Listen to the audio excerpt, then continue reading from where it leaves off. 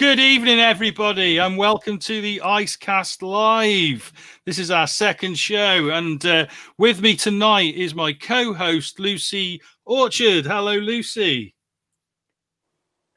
Hello.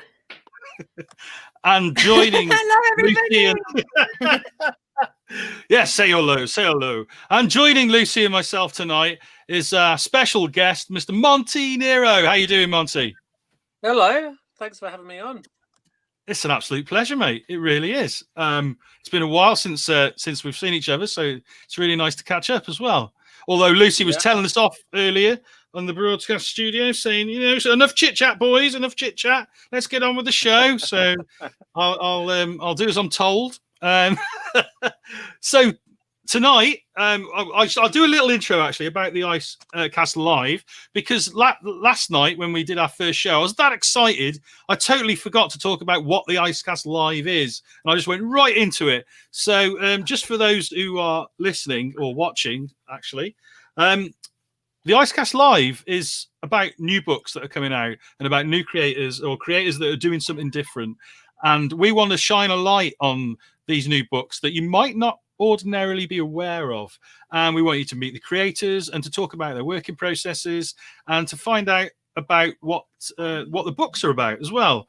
And there might be different types of books. They're not all going to be your normal sort of comics. There's going to be lots of different genres, and we're going to do that in a live format. So this is our second show, and tonight we're talking about the new book from Monty Nero and Artist Yisan Li, which is called Frenemies, The Lost Planets 1 and 2. Oh, Lost Planet, sorry, not plural. So this Kickstarter, Monty, it's not just for book 2, is it? It's books 1 and 2, yeah? Yeah, it's 52 pages altogether of comics, and it's science fiction. And you can also get a book version, a softback version, or a hardback version with a lot of concepts and world building stuff, and also the innovative daily update stories. The best of those will be in there as well.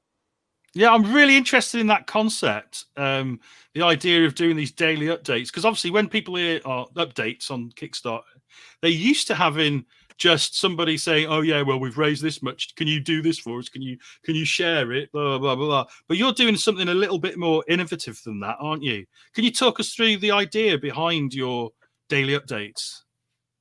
Yeah, well, it's pretty cool. It makes it really exciting for me, and hopefully it makes it exciting for the people who are back in the comic as well.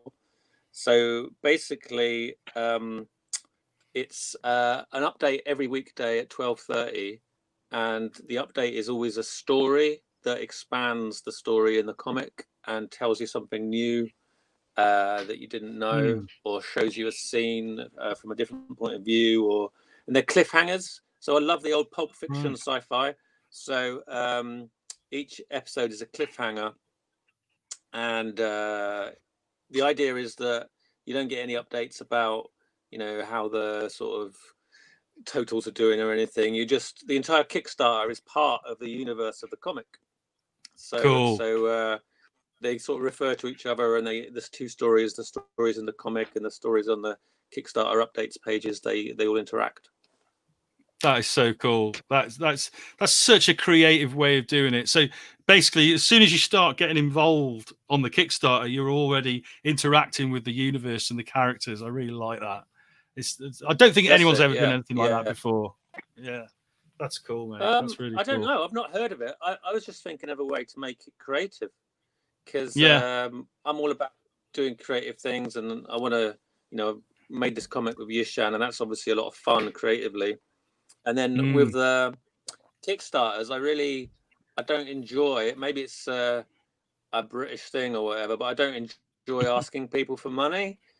But I do like saying to people, there's this really cool creative thing, there's this really cool story, there's this great comic, and I think you genuinely might like it. So it's like finding people that have got something in common with you, and then letting them know that there's something cool, science fiction, fantasy, cliffhangers, Pulp Fiction, but also all updated in a progressive way for sort of the future of storytelling. That's the plan. It's sort of like the best of the old with the best of like new thinking. Oh, I like that. I like that. And the story itself, what's the story about? Can you tell us a little bit without giving too much away? You know. Sure. It's about 7 rivals who are searching for a mysterious lost planet that will destroy our solar system unless one of them can find it. So the technology that the aliens have on this planet is basically so advanced that it seems to us like black magic. Right. So we focus on how that technology changes our protagonists as they're sort of trying to find the missing planet. You know, how do you make a planet disappear? What kind of... We get into a few science fiction concepts about how you could actually make a planet disappear, which is quite fun. Yeah. And basically, only one of them can reach the lost planet and figure out this alien technology. So they have to decide whether they're going to cooperate to make sure one of them gets there, or they're going to start to stab each other in the back to make sure they get there. Or do they do both at the same time? So that's where the frenemies element comes from. Because the title really sort of sums up the whole concept of the comic, where I love, Flash Gordon and Buck Rogers and all the old pulp sci-fis and stuff. But there's loads of stuff in there that's completely unacceptable nowadays. And I wanted to mix that, all the things everybody loves about those things, the action and the cliffhangers and the laser battles and the sexy characters and the aliens and all that kind of stuff, and update it with some progressive ideas and some diverse characters. So we've got like a traditional kind of Flash Gordon looking dude in the comic, but he's gay. Yeah. And he's like a bit of a himbo, and he's a bit like Charlie Sheen. He's a bit crazy. He's a bit out. He's a bit out there. So you're sort of like playing with those traditional archetypes and turning them on their head a bit.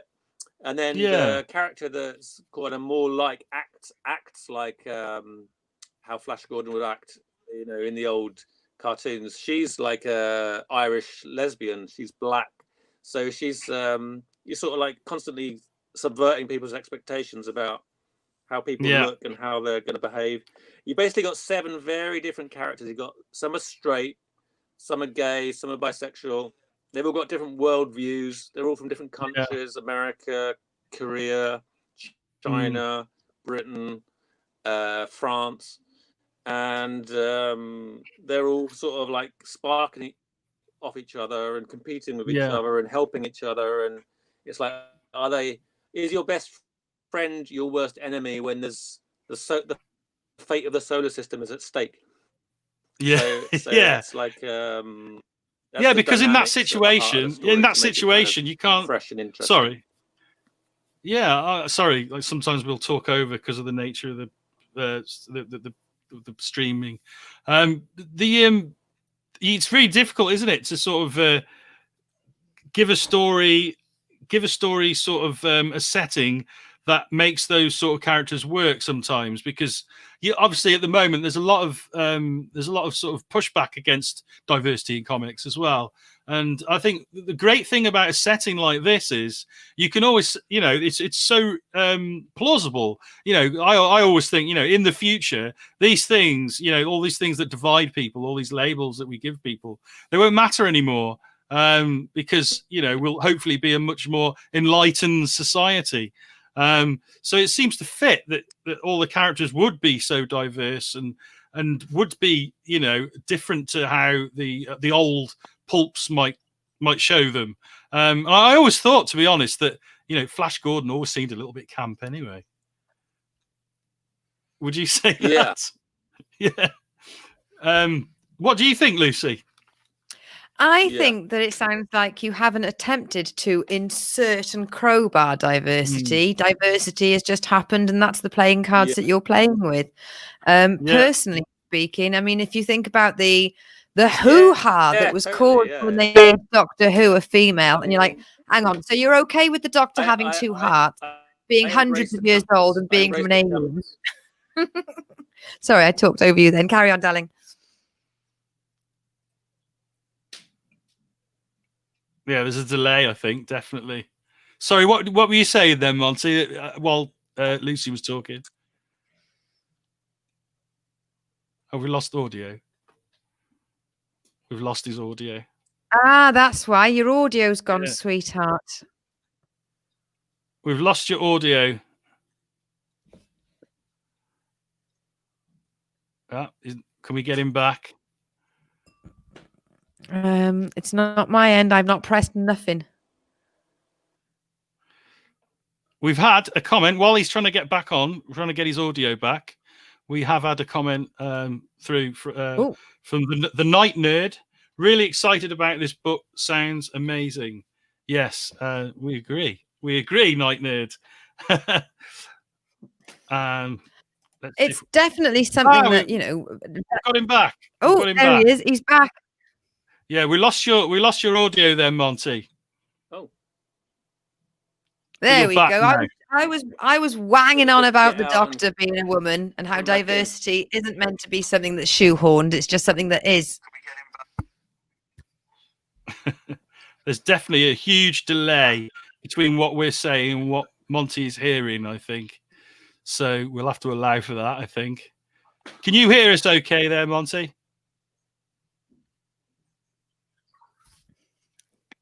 We've lost his audio again. Am I allowed to be a little bit pleased that it's usually me that everybody shouts at having bad tech? It is always me. I don't know what to say. It's not muted. So no. While we're waiting for Monty to get his audio back on, can we have a look at some of the? Oh, yeah, that's it. Brilliant. Yeah. Did your wire fall out or something?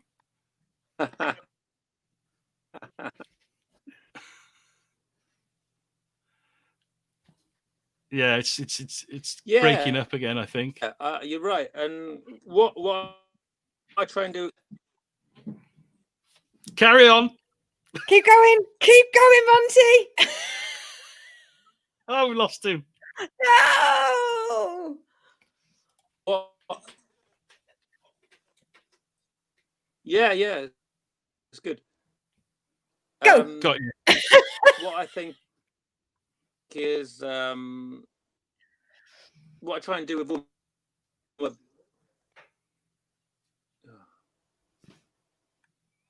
Right, I'm just going to take off the Kickstarter and see if that takes a little bit of pressure off the streaming. Okay. Yeah.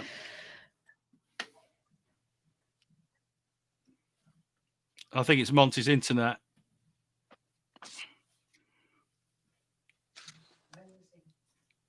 Hey, that might be what the Kickstarter's for.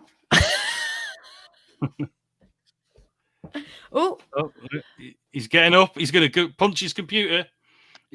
I find that when it comes to sci-fi, when you've got a story that is not Tony Brown and Rachel Smith living in England. I'm not sure what's going on. Oh, we got you there, Monty. Got you there, Monty. And lost him again. The wonders of technology, everybody. It's the one of absolute those things wonders where of if you're technology. willing to accept aliens, faraway worlds. I'll log off and see if we can see if you can re-establish, because we are getting you, but it's intermittent. Yeah. Ooh. He's going to try again. Okay. But yeah, as I was saying, if you're willing to understand that there are aliens and faraway planets and planets with 5 suns, and you're using, all sorts of jiggery pokery and forward tech, and then you go, oh, but that character's gay. That doesn't make sense. Well, does it? I mean, it's like people are really focusing on the wrong parts. Yeah, definitely. Okay, I think Monty's trying to get back on again. I can see that he's in the Should we try and re-establish the link? Bring him back in. Okay, we've brought you back in. Can we hear you? He's trying on another. A different connection. Okay, let's try that one. Different connection. Okay. How's that? That's okay. There is an echo. That's okay. You're playing the stream on another device, so you need to mute it. Hold on. Yeah, I've changed computer. See if that makes any difference. Yeah. We just need to get rid of the echo. Look, that's done it. Perfect. Brilliant. That's much better. Anyway, as you were saying. Go on, Monty. Come on. Yeah. Sorry, I couldn't hear anything for a bit there, but I think it's all working now.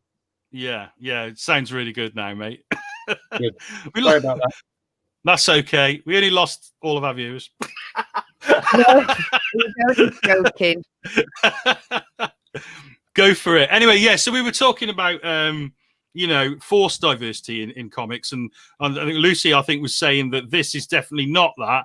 It's you've got this group of characters, and you're working with them, and it's a very genuine, diverse group of characters. Yeah, what I try to do is kind of reflect the real world, even if you're doing something like science fiction and fantasy.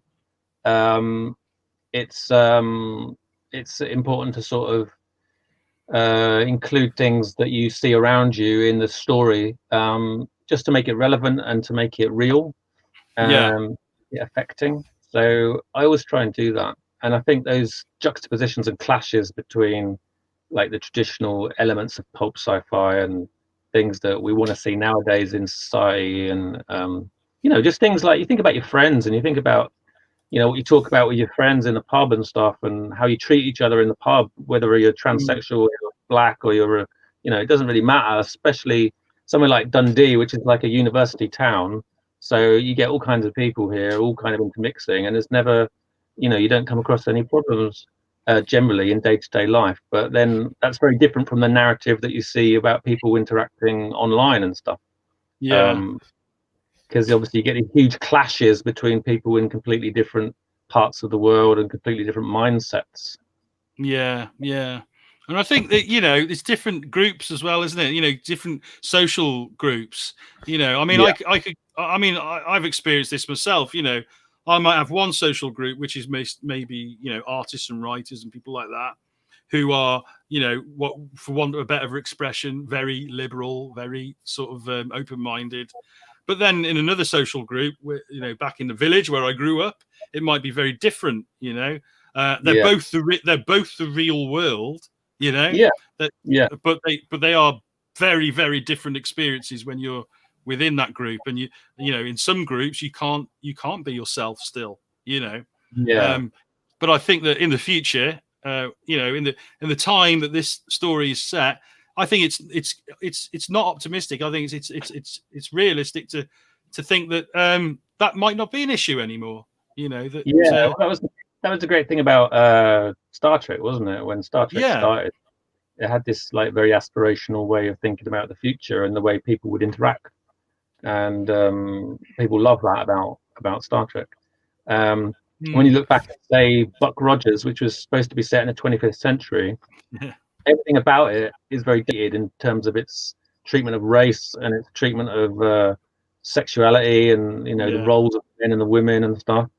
And then like 5 years later, you had Flash Gordon started as another newspaper strip, and it was specifically designed, Flash Gordon, to rival Buck Rogers and to sort of beat it.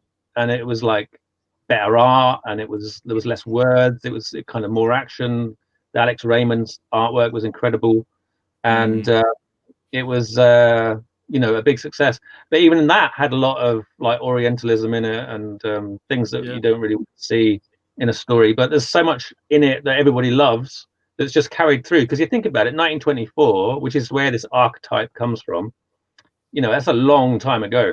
But still, people are enjoying that kind of show and that kind of excitement, that kind of science fiction.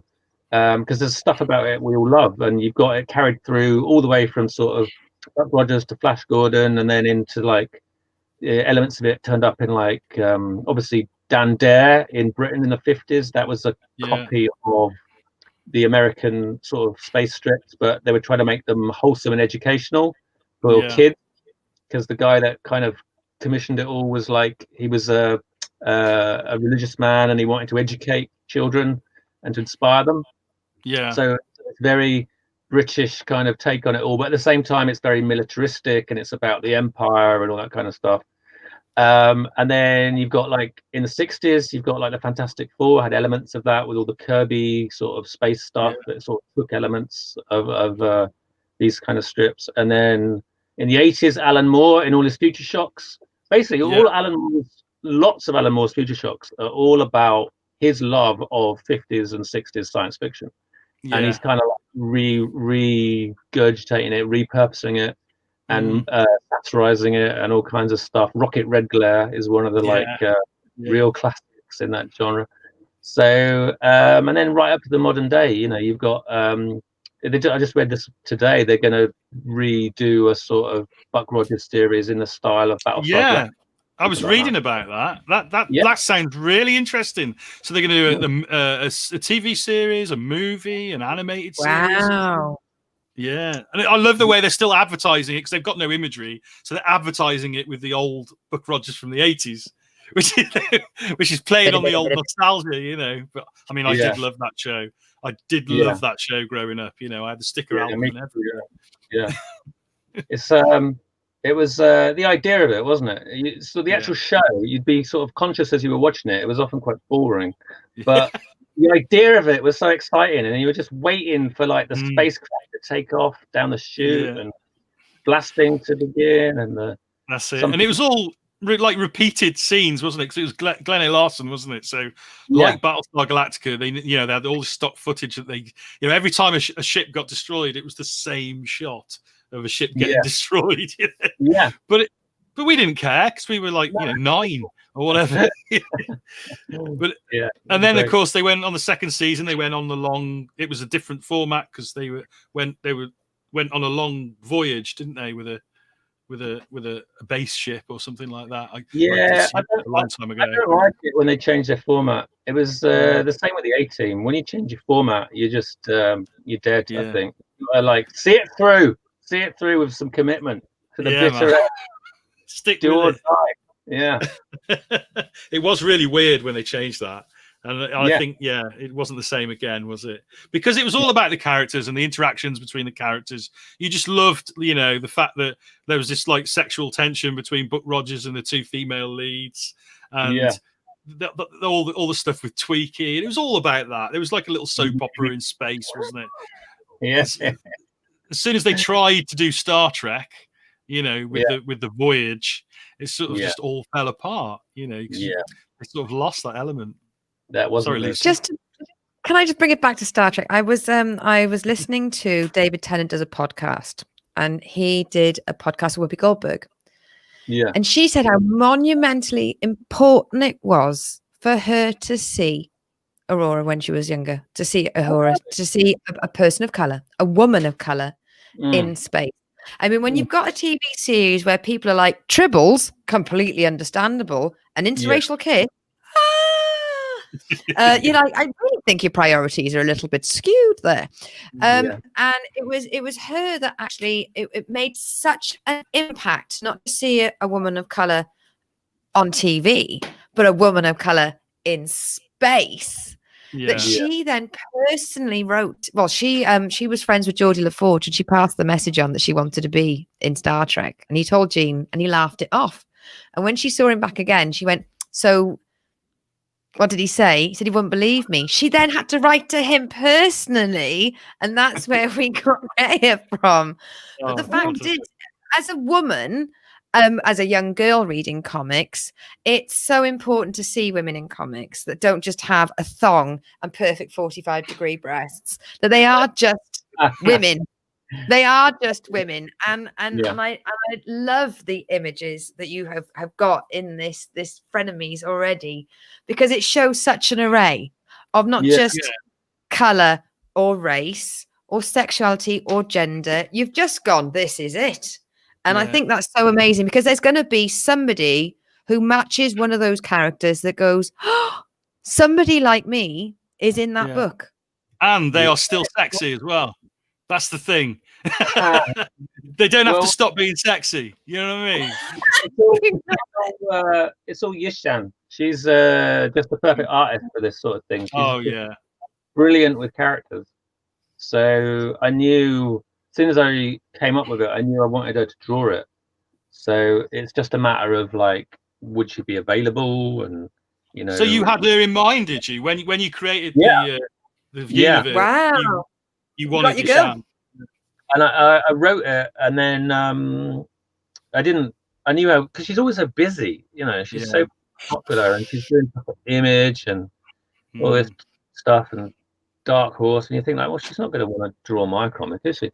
So I didn't ask her because I was just like, oh, there's no point. She's so busy. I mean, it'd be ridiculous.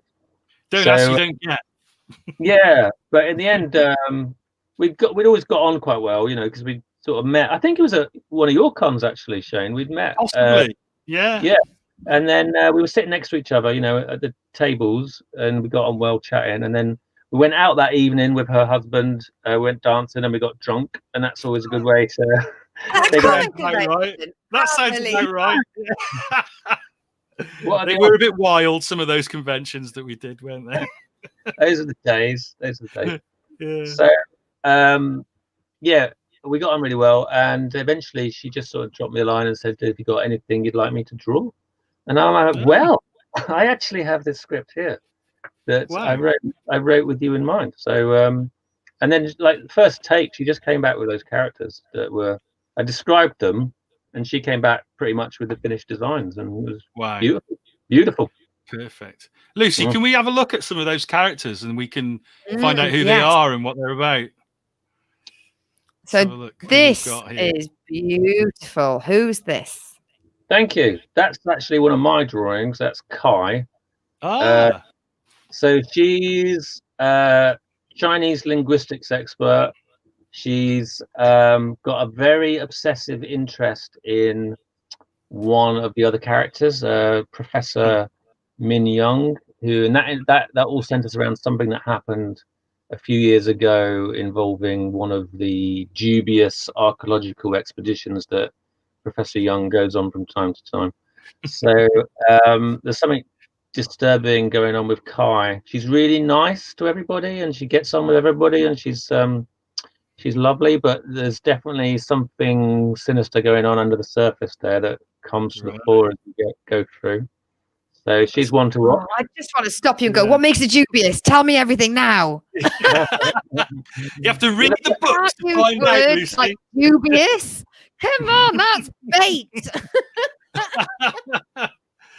So that was your artwork then? That one was, that was mine. I did that, you know, after Yisan had finished Issue 2. So I just did it as like a print to give away with the new Kickstarter. Yeah. And on the Kickstarter, well, we'll have a look at some more characters, shall we, Lucy? Before we talk about please explain to me this, because this I'd like to say is like me in the morning, an angel needing coffee. Yes, Min. Yeah. So this is kind of later on in the story. As they get transformed by the alien technology, they start to change their physiology a bit, which get into later in the story. But Min is basically, she's a wildly eccentric English explorer, and she's a poet, and she's a lesbian sort of punk feminist, and she moonlights as a paranormal investigator and as a sort of tomb raider. So she gets up to some dubious stuff, and she's the most experienced in terms of extra normal phenomena. So when weird shit goes down, she's the one who can deal with it the best. You're basically explaining me, but I'm Welsh. Yeah. Have you got?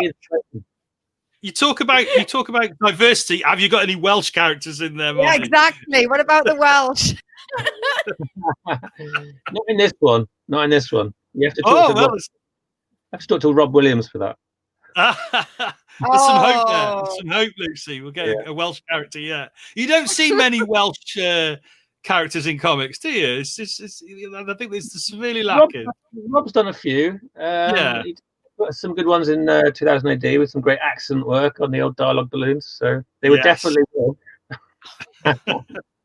Talking to 2000 AD, you did a little bit of work for them, haven't you, Monty, in the past? Yeah. I've worked for 2000 AD, Marvel, DC, all those sort of fellas. Yeah. So if you work for 2000 AD, everybody I know that works for 2000 AD, they all hate the shoulder chain. They either love it or hate it. It's either the most complicated thing or the most horrible thing. Like, how did you feel about the shoulder? Well, it is. You're always behind a tree. The curse of Carlos Esquerra, isn't it? It's like only a genius like Carlos could design that costume and think like, I'm going to draw this in every panel for like and do like 7 pages a week. And Carlos could do that, and everybody else is basically fucked. For like 50 years of follow that, you're back. Yeah, I mean, Carlos was a genius. So I mean, that design, if you think about what Carlos did, to take a fairly simple concept, which was like a tough futuristic cop that shoots people, and then just give it all this iconic sort of sci-fi, the city, the bike, the costume. It's just a real genius. And of course, John Wagner hated it when he saw it because it wasn't what he had in mind, and it took him a while to come around to it. So that's how far ahead of the curve he was. No, yeah. Thank God he did as well. Thank God, John went along with it. What a great design. I mean, not everybody could pull that off. Like you say, if someone said, "Yeah, I want the character to have a, tight leather blue suit, big helmet, a fucking massive eagle on his shoulder," everyone would go, "Oh, I'm not doing that. I can't make that work." Carlos made it work. Yeah, and like so many people, they all find their own way of doing it. If you look at the way they draw it, like Brian Bolland draws it very differently to Mick McMahon, and so on and so forth. But Steve Dillon had his own way of doing like the shoulder eagle and the pads and stuff. And it is something that Cam Kennedy had a brilliant way of doing it, which was very unique. Bisley had his own way of doing it. So it's something that everybody has to interpret and figure out their own system. But it is really tough. It's probably got easier these days because people can use 3D models of like the bike and stuff and sort of program. But what I love about the old stuff is, it was hand drawn and it wasn't perfectly, geometrically correct in 3D perspective, but it looked better because it was like abbreviated. That's what's comic art, isn't it? Yeah, that's it. It's cartooning in at the end of the day. It's telling a story. That's what it's all about more than anything else. It's telling the story, Let's get classy. Let's call it sequential art. Sequential art. Those guys, all those blokes you just talked about, they knew all that shit. They're all great storytellers. You think of Steve Dillon, Bisley, Cam Kennedy. Wow, what great storytellers.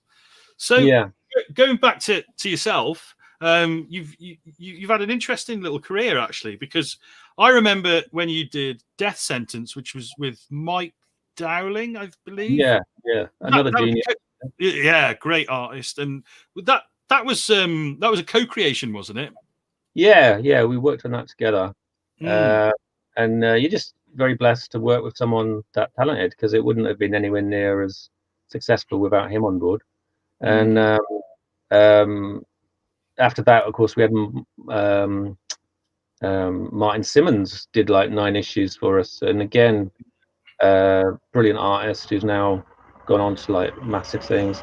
And it's I think I'm quite a good judge of an artist as like, whether they can tell a story and whether they're got the skills to develop. So I think that helps. But a big part of it is you just saying to these guys, look, this is a really fucking good story. It's really self-contained. It's like gonna have like a big impact. So if you do this story for me for like 6 issues, you can then take that, a finished book, and then you can go and get bigger work with it. So that's sort of like your pitch. If you're like a sort of indie mid-level creator like me, that's always your pitch to an artist, is like, this will be as good for you as it will be for me. And it's worked out really well for those guys. So I'm really happy to see that they've all gone on to work for Marvel and to do things for the bigger companies. Yeah, it's always good to see that, isn't it? And to know that Yeah. you've had your little role in sort of getting them there as well. Well, I just feel lucky to have worked with them. Really Yeah. blessed to have them drawing my scripts. Mm-hmm. I mean, I remember when I first saw like you showed me like your initial sort of concepts for Death Sentence. I think you'd done like the first issue, as it were, like a preview issue, and you showed me the artwork, and I was just absolutely blown away by it. You know, I thought this is something special. You know, and that was without reading it, and then I read it, and it's like, whoa. This is really cool. It's a really cool idea. For those who haven't read Death Sentence, I know we're supposed to be talking about Frenemies, but we could talk about what the hell we like. For those who haven't read Death Sentence, can you just go through the concept of it with those who would be interested? Yeah, it's about a sexually transmitted virus that kills you in 6 months, but gives you like super enhanced abilities to do whatever you're best at. So if you're a writer, you become the greatest writer that you could imagine in the world for 6 months, but you've only got 6 months to sort of fulfill that talent or whatever it might be.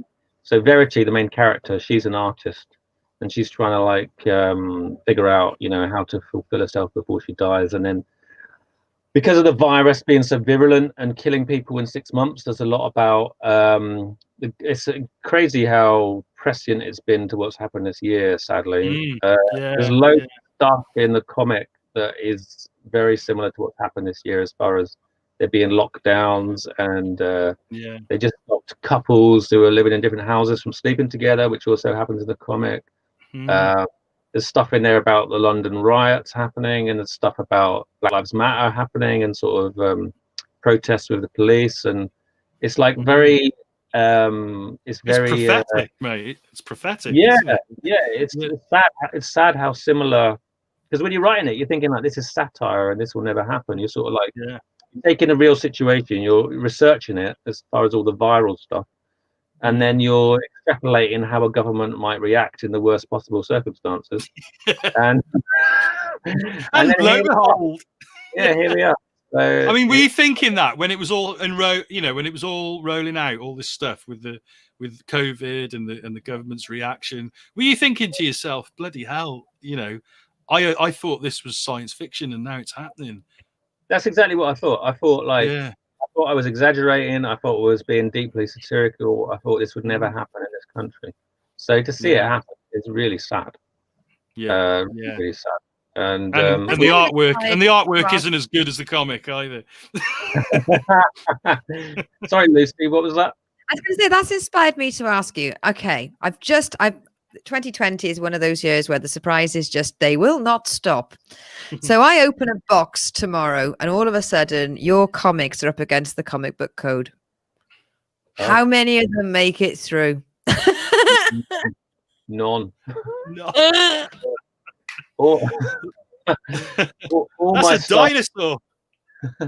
Yeah, all my stuff is very for adults, and it's just like, you know, people swear, people have sex, people, you know, say things they shouldn't sometimes. So you're trying to reflect in your comics the good and bad. Even the villains, like the villains and the heroes, they're all rounded people. No one thinks they're a villain. So when you write a character, you're always trying to give them like a rounded kind of worldview and a justification for what they're doing, terrible things that they're doing. And I think that just makes the stories more real and powerful and affecting. And definitely, it's really compelling. Yeah, it's so compelling when you can empathize with a villain. That's a great villain, isn't it? I mean, look, all the great villains over, you know, you look even recently, you know, you look at some like big, like Marvel, you know, like with Thanos, you know, what they did with him. A lot of people empathize with that character. A lot of people empathize with the Joker in Batman, you know, because, you know, the way he was portrayed in the Dark Knight. You know, there were elements, you know, they're crazy, but you also empathize with them. And it's interesting. It's interesting how I don't quite understand how it works, but I just observe that it works in that you will write a terrible character doing terrible things, and readers will really like the character, and you will have a lot more affection for the character than you thought, because when you plotted it out, you assumed like, oh, this guy's a total douchebag, and you know, we're all gonna hate him, but you end up, everybody ends up like being interested in the character, and you find that in a lot of fiction. You know, often the worst characters are ones that people get really compelled by, and the dramas they're involved in on the TV or whatever, they get really compelled by the interplay between the characters, and they don't just see it as like a black and white hiss at the villain type thing. Yeah. So yeah, I don't fully understand how that works, but I observe that it works, and I utilize that. So I'm not scared to make people terrible and do awful things, because they're, as long as they're things that I see people doing in the real world.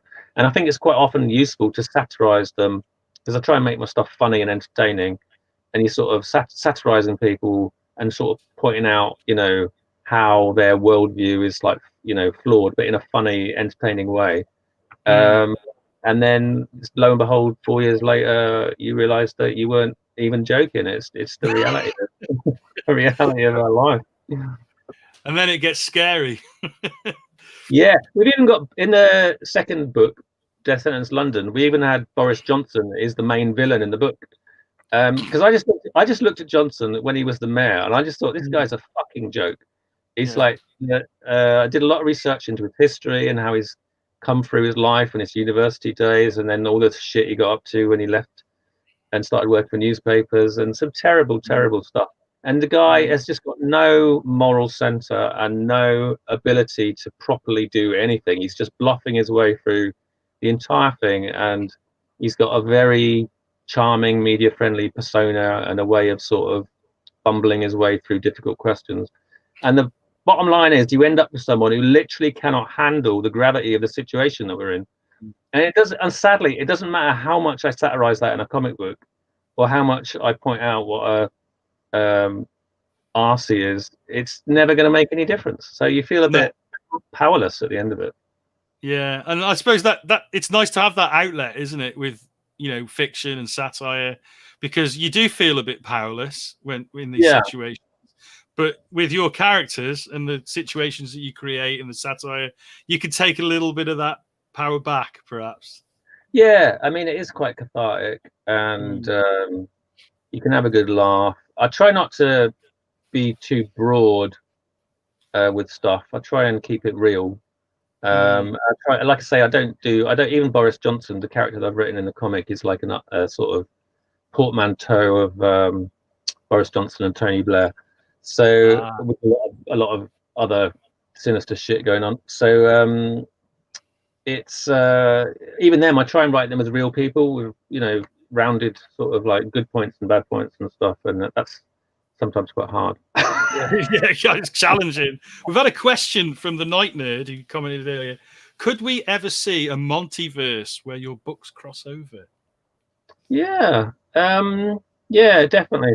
I think there's no reason why Frenemies isn't in the same universe as Death Sentence. Albeit you heard it here first, folks. It would have to be like a year or so in the future, because obviously the events of one don't appear in the other, as far as like the virus isn't in Frenemies, and nobody in Death Sentence has an awareness of who the Frenemies are yet. So but they're all basically set in like just 5 minutes into the future. So it's just like our world, but sort of 5 minutes into the future, where something really interesting happens and turns everything on its head. It's interesting you say that, because when I looked at Frenemies and the way that it was presented, I assumed it was quite far in the future, but it's actually the very near future. It's just what could be just around the corner.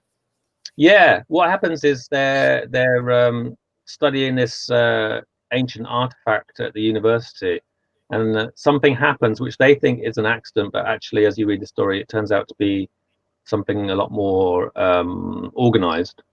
They kind of uncover as they get into the conspiracy. So there's a bit of like an X-Files feel to parts of it. So as far as like, you know, what they're finding out about this planet that used to dominate our solar system, and the influence it used to have on Earth, and the dark magic type technology that still kind of is prevalent. So yeah, it's that transports them through something called the Eye of Stars to a universe hidden within the dark matter of our own universe. So that's a theory that Carlton, who's the most learned, he's like a Nobel Prize winning astrophysicist. He's like dedicated his life trying to sort of reconcile particle and quantum physics by researching all these theories, and he's done all that to try and explain how his son kind of just vanished in 1986 in a comic shop called The Black Hole.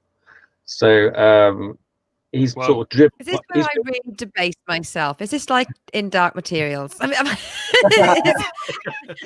is this where I completely, everyone looks at me and goes, I can't believe she just said that. Is that like dust?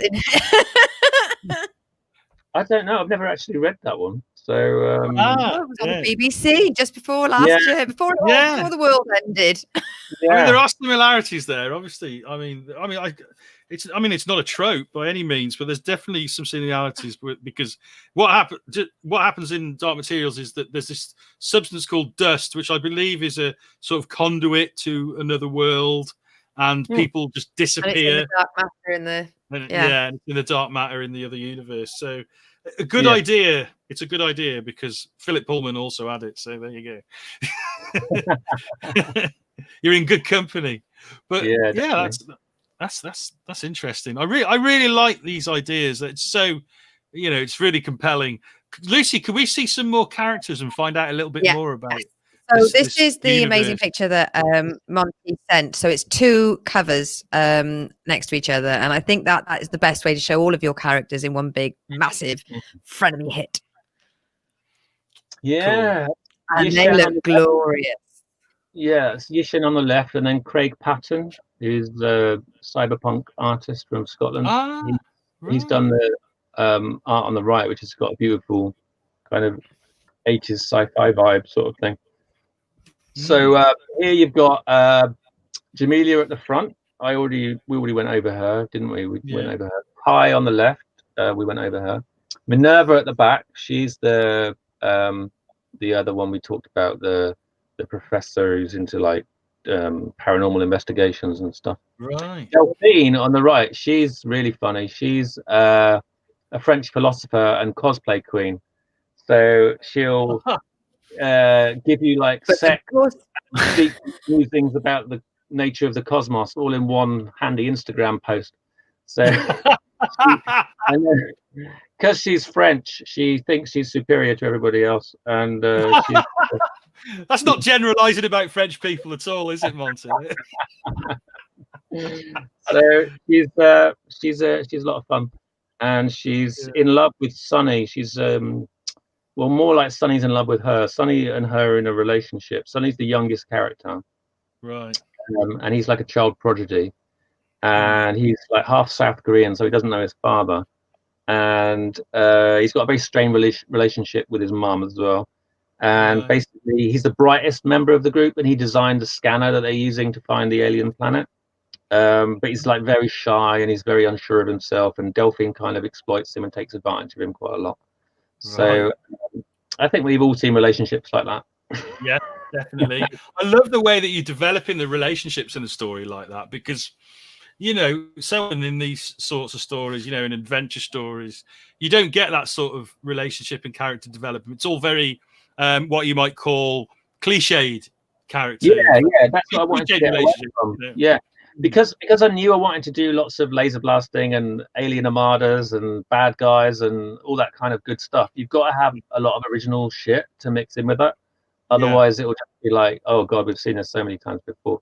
So I actually came up with all the characters and all the interdynamics between the characters and how they were going to develop first, and then I did all the science fiction stuff, because the science fiction stuff is a lot easier and a lot more fun, and it's kind of like you're trying to evoke the excitement of science fiction that you've loved in your own life, but like present it all in a new way.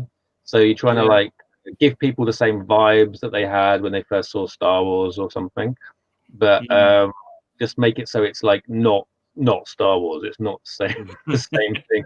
There's not stormtroopers and 2 droids and all those other cliches. Yeah, because that has been repeated, hasn't it? So often. I mean, Yeah. before Star Wars, obviously, as well. You know, the Yeah. Lensman stories and all that sort of stuff.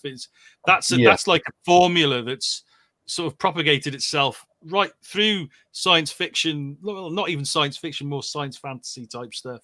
I mean, would you Yeah. call this story sci-fi, or would you call it science fantasy? Is it more, science based? Do you think? There's bits of both. I mean, all my stuff's a bit crazy, so I always tend to go off and do something radical at some point in the comics. And if you look at like Flash Gordon and the way they pictured, the alien races and stuff, there's a lot of fantasy in the costumes. You know, they look a lot like sort of medieval Europe and sort of knights and princesses and stuff. First time I saw Flash Gordon, I was just really confused. I just thought this isn't futuristic at all. It's just like really sort of like dated, kind of like swords and sorcery stuff. So there's I'd say it's mainly sci-fi with space opera and a tinge of fantasy, but the fantasy is very much interpreted through the prism of technology. Yeah. I think that's a good mix because you can basically do the same things but make them more interesting and more credible and stuff. Yeah. I like that. I like the idea of that. And I think also as well, as a reader, it's nice not to just see characters doing the whole moonlighting. Will they, won't they? Will they, won't they? Will they, won't they? Will they, won't they? Sometimes we want to see them do it and then fall out. Yeah. Well, there's a lot of falling out, and as the story develops, I mean, the segments that are on the Kickstarter page are very action based. So obviously you pay proper attention to that. But later on in the story, when the sort of relationships start to develop, there's a lot of basically space fucking. So you've got these like space fucking. What's the difference between space fucking and normal fucking? Zero G. I get you. I'm right. Yeah. So and obviously you've got all these, because you've got 7 characters. You've got 4 girls and 3 guys, and you've got different sexualities and stuff, and you've got aliens. So there's a lot of opportunity for people to fuck aliens.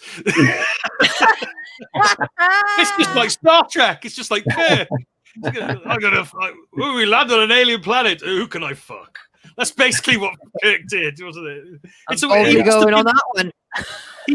Kirk must have been addled with sexually transmitted diseases. Absolutely addled with it, you know? The amount of aliens he screwed. Anyway, USI, unidentified foreign infections. Anyway, I do apologise for lowering the tone in this interview. So going into because we're sort of getting towards the end of our hour, it's gone really quick. It's been a really good chat. And obviously we lost the first 5 minutes thanks to the internet. Should we have a look at the actual Kickstarter itself, because you've got some interesting rewards on your Kickstarter. Yeah. Do you want to go through what people can pledge for? Yeah, absolutely. Yeah. So at the beginning, you basically just got your digital rewards. You know, you can get both comics digitally or one of them digitally, the latest issue. Then you've got your print rewards. So you've got, the comic with the Craig Patton cover, which is the sort of 80s sci-fi one, the pink one. And then you can get either 1 or 2 comics with that. Then you go up to like getting like cool stuff with it. So you get a pack of stuff, which is like a sticker with 3 characters on, a print of one of the characters that you can choose, which is they're very limited edition sort of prints. So there'll only be sort of like maximum of like 50 of the highest tier and like sort of 10 of the most rare character. So they'll be sort of quite rare. You get a really lovely signed book plate that Yisan did of 2 of the characters, nice. Amelia and Minerva, sort of like together. So that's really beautiful. It's kind of like just got a really nice mood to it. So that's signed, and you get to choose your cover. at that level. So you can choose the Yisan cover or you choose the Craig cover. So that's really cool. And then that goes up until you get like you get a digital deluxe level. So if you pay a bit more, you can get loads of extra goodies sent to you digitally, like my other comics and some pack of like prints from the strip. Cool. And then at the higher levels, you get into getting a set of every single character, and you get the complete set, which is obviously quite rare to have a complete set. There's only 9 people that can get that, I think. Wow. And then you also get those nice art cards that we showed earlier, the ones that I did of Kai and Min. So they're quite rare as well. They're signed by you get your name inside. and then the very highest tiers, you get the books, which are super rare. So the books, there's only going to be 5 softbacks and 5 hardbacks available on the site, and I'll have the other copy, and I'm basically going to use that as my reference to, like, you know, all the character interactions and in-depth character interviews and concept art and how we sort of designed everything, and there'll be script pages in that as well, and some of the cliffhanger stories from the monthly updates. So that's really special item, isn't it? That try and make unique stuff. I just think about what would I really like if I was really into a comic, and I really wanted to like get something special. I'd like something that the writer or the artist of the comic themselves is using and would treasure, you know, to sort of relate to the strip. So that's the highest. And then at the very highest level, you can get art. Yisan will do you a beautiful full color commission. Wow. Whatever you want, but she's only doing 6 of those. Okay. So, how much is that tier? The highest one, you can get Yisan's art as well, because obviously Yisan is working for Image, so she's not a cheap artist. So I just say, like, what's your rate for doing commissions, and we add that on for the other stuff. So I think it's about the highest one with the original art. It's about 450 quid for everything. Yeah, everything. That's the full package. That's the full package. That's pretty good, to be honest. I mean, for people who aren't familiar with Yisan, she really is an incredible artist. You know, don't just take Monty's word for it; take my word for it as well. You know, I mean, we've seen some examples there on the screen now, and I've been familiar with the work for quite a while. I met Yisan in 2006, I think. She came to my first ever convention, and she wrote to me, and she said, "Can you get me a portfolio review with the DC editor who we had at the time?" And she just basically charmed me, really. And I was putty in her hands, you know. It's like, yeah, sure, I'll get you to see. And she did see him, and I don't know if she got any work out of it, but I was really impressed with her work. You know, it was absolutely brilliant. Even back then, it was really good stuff. She's not only a great artist, because some people are great artists, but they're not necessarily brilliant comic artists, because the storytelling and the sort of other elements that you need to be a comic artist. But she's got both. She can do you a brilliant painting, but she can also really, really understands how to tell a story and to make characters act and things like that. She's work's got a lot of life to it. It's all the action and all the character stuff is really, really fantastic. Yeah, and I think that's what's so great about, you know, she's such a good fit for this book, because this book, obviously, it's got an interesting plot and it's fantastic. But would you say, Monty, it is really a character-driven book, isn't it? Yeah, it basically, from my point of view, it ticks all the boxes that I wanted to explore, because I wanted to do a science fiction book and get all my science fiction concepts. And there's some, even if you look at the short stories, I'm throwing in some really, the ones that are updated on the Kickstarter site every weekday at 12:30. There's really cool, like, little science fiction concepts that I'm just throwing in there, because I just want to, like, you know, have somewhere to put all my science fiction ideas and stuff. So get it all out. That's one purpose. The other purpose was I really wanted to write about 7 characters, and as a writer, there's a big challenge in trying to write 7 characters, still making the story flow, giving everybody their moment, and make them a rounded sort of person and a rounded character, and not bogged down in like trying to explain who everybody is and stuff. So as a writer, it's like a really good challenge to write 7 characters in a book and to make it still like really light and bounce along and be entertaining. And and how did you find that? As you know, you've done 2 issues now, and I'm assuming you've already plotted out more. How have you found that, getting the balance right when you've got 7 characters? I didn't find it. I think initially it was took a while to get it, because that was, I didn't know how to do it. I always try and do things where I don't know how to do it, because I know from writing other stuff, I know how to write, Marvel stuff where there's just one character really, and you're often in their head with a first person narration, and then all the other characters are just riffing off what the main character is doing. So I know how to do that. In Death Sentence, I've done this thing where there's always 3 characters and they're always intercutting between each other, and everything that happens in one scene sort of then complements what happens in the next scene, or kind of puts a different light on it or something. So that works really well with 3 characters. So then I wanted to, with 7 characters, how's that going to work? I had no idea. So it took a while initially to figure it out. But now it's just a lot of fun, because I've got all the characters' voices in my head, so I can just very quickly sort of like, when you start writing, what you're doing, what I do anyway, is I basically just have them all talk to each other and react to things with their dialogue. So that way it feels very real. And I usually write all the dialogue first, and then it really flows. If you write it all in one go, all the dialogue that's going to happen in the scene with it, like 7 characters, it will really flow, and it will really have a nice sort of like rat-a-tat sort of bounce to it. And then after that, you break it down, and then you decide what's happening in each panel as far as describing the panel descriptions and stuff like that. And that works a lot better. That works a lot better than doing panel 1, this is what's happening, this is what the character is saying. Then panel 2, write a description, this is what the character is saying. It's a bit boring, isn't it?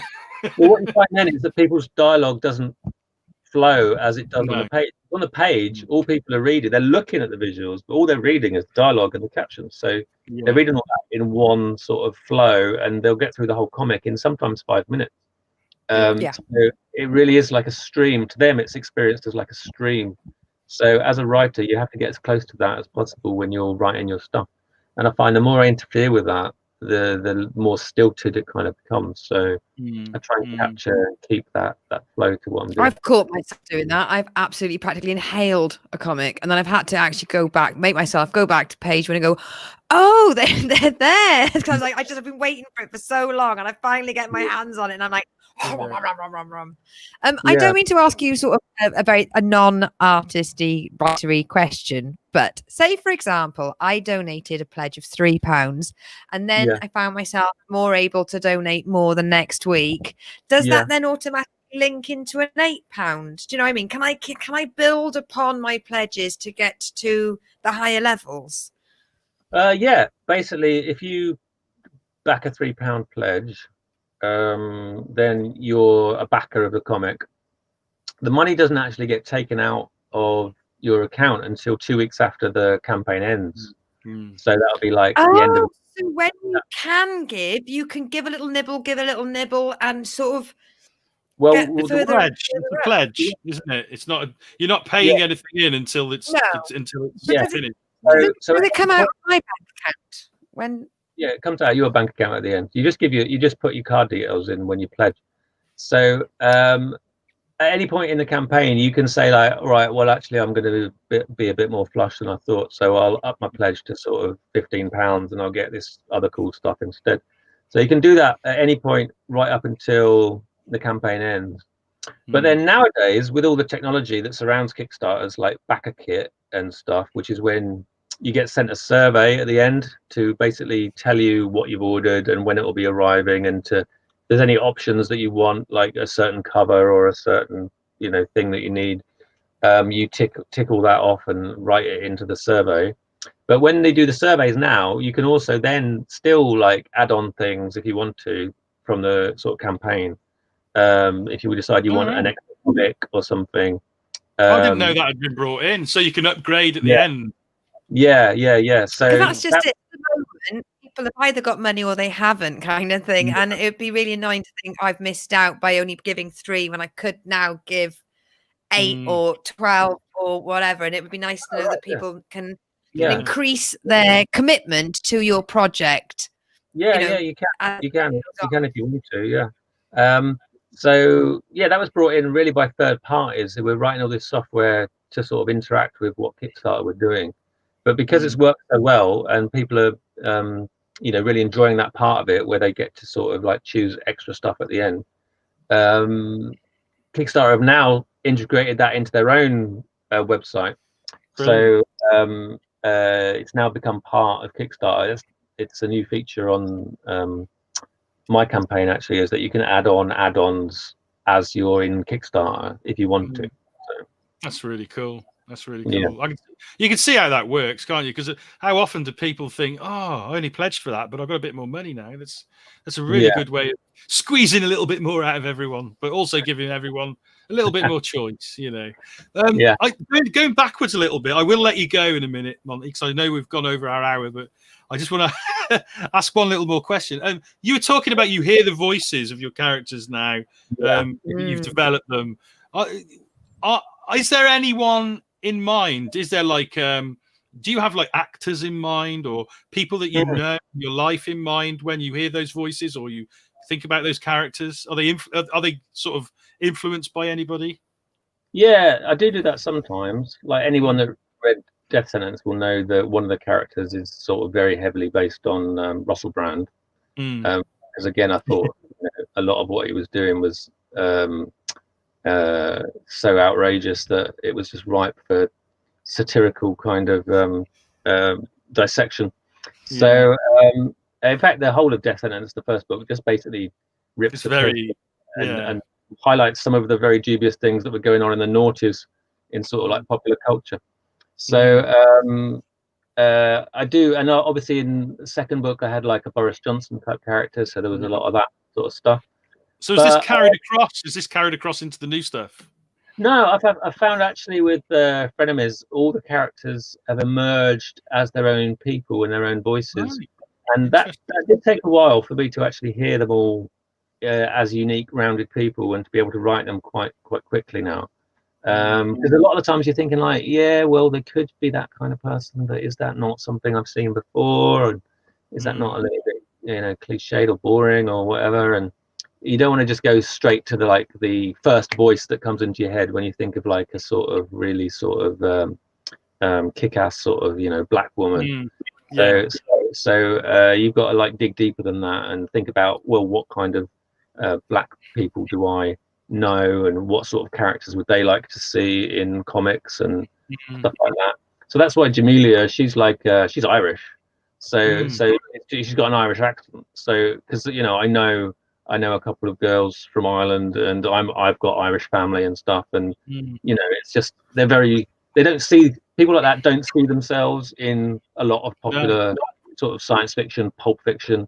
So you've got to sort of try and make it real as you see the world in sort of 2020.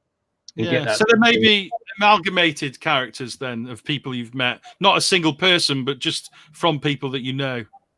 Yeah, a lot of my characters, they're sort of like bits of people that you've met, or the odd thing they do is something that someone you know might have done, but they're never just a copy of one person. It's more like, especially with these characters, they're all original, new kind of characters, but they're just inspired by people you know, or an instance that might have happened or something.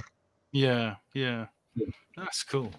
Well, I think we've gone well over our hour, but it's been really good to talk to you. Can I just say I deserve a medal? I deserve a medal. I didn't just question you for an hour on Buffy. Lucy is a big Buffy fan, I should add. Yeah, I love Buffy. Yeah, Buffy's great. Me too. I'm a massive. See, if I'd have allowed it to, because I'm a massive Buffy fan as well, and this could have just been a massive hour of Buffy. So what do you think about? I was conscious not to go down that road, But thank you so much, Monty, for being with us tonight and talking about your new book. I really do hope you know, well, it looks like it's definitely going to hit its target because you're nearly there now, aren't you? You're not far away, are you? Fingers crossed. Yeah, we've got about like 100 quid left to get and 27 days to get it. So yeah, it should be okay. I think you're going to be fine. And look, you know, I'm probably going to pledge on this myself. To be honest, I'm really interested in it. Put a link to the Kickstarter that should have gone across all 3 streaming platforms, so it's there in the comments if anybody just wants to click on it. Thank you. Absolute pleasure, mate.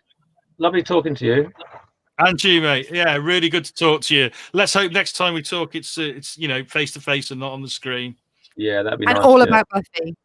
Yeah, yeah, I'll be up for that. We'll have a Buffy marathon next time. All right, mate. Well, you have a great evening and all the best with the book. Yeah. Thank you. See ya. All the best. Bye-bye. Bye. And we